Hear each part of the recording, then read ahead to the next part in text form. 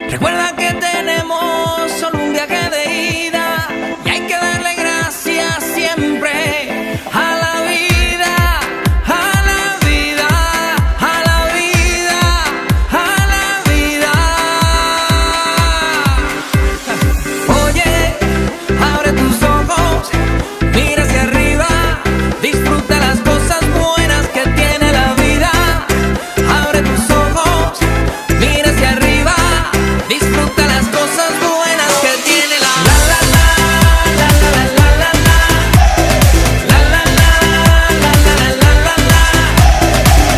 la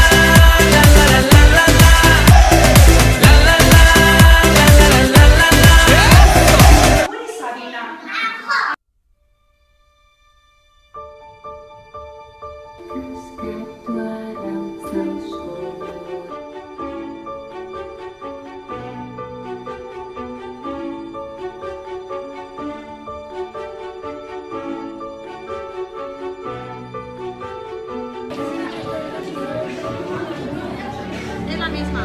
Y a mí es importante.